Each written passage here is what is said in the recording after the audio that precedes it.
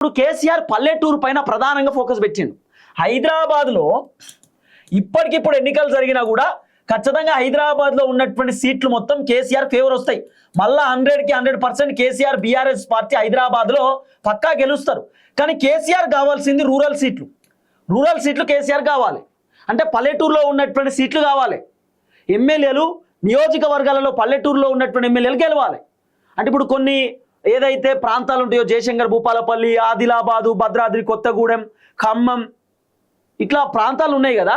ఈ ప్రాంతాలలో ఏజెన్సీ ప్రాంతాలు కూడా ఉంటాయి. ఈ ప్రాంతాలలో బీఆర్ఎస్ గెలవాలి. బీఆర్ఎస్ గెలవడానికి కేసీఆర్ రకరకాల ప్రయత్నాలు చేస్తున్నాడు. హైదరాబాద్ సీట్లు మాత్రమే కేసీఆర్ ముఖ్యమంత్రి కావడానికి సరిపోవు. రూరల్లో ఉన్నటువంటి సీట్లు కూడా కావాలి. సో కేసీఆర్కి ఇప్పటికైతే అన్ని సర్వేలు ఫేవర్గా ఉన్నాయి. దాదాపు 70 నుండి 75 సీట్లతోటి కేసీఆర్ ముఖ్యమంత్రి అయ్యే అవకాశాలు ఉన్నాయి. 80 నుండి 85 సీట్లు కూడా కేసీఆర్ వచ్చేటటువంటి అవకాశాలు ఉన్నాయి. కానీ కేసీఆర్కి ఏదో తేడా కొడుతున్నది. ఇప్పుడున్నటువంటి సర్వే రేపటి రోజు మళ్ళీ మారిపోవచ్చు. పబ్లిక్ మూడ్ మారిపోతుంది, పబ్లిక్ ఒపీనియన్ మారిపోతుంది.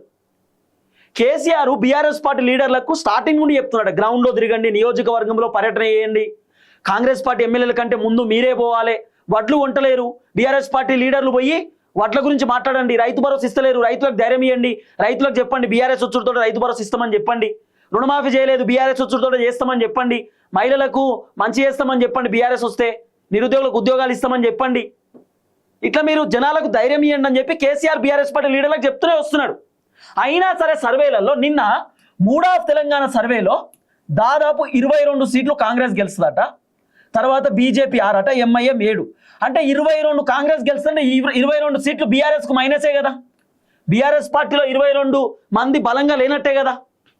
అందుకే కేసీఆర్ దాదాపు 25 నుండి 30 మంది బీఆర్ఎస్ పార్టీ మాజీ ఎమ్మెల్యేలను పిలిపించుకొని ఏ నియోజకవర్గంలో అయితే నెగిటివ్ ఉందో బీఆర్ఎస్ పార్టీ లీడర్ల పైన, ఏ నియోజకవర్గంలో అయితే ఇప్పటికిప్పుడు ఎన్నికలు వస్తే బీఆర్ఎస్ పార్టీ ఎమ్మెల్యే ఓడిపోతాడని చెప్పి కేసీఆర్కి రిపోర్ట్ వచ్చిందో ఆ ఓడిపోతారనేటటువంటి అభ్యర్థులను కేసీఆర్ పిలిపించుకొని క్లాస్ వీకిందట, వార్నింగ్ ఇచ్చిందట.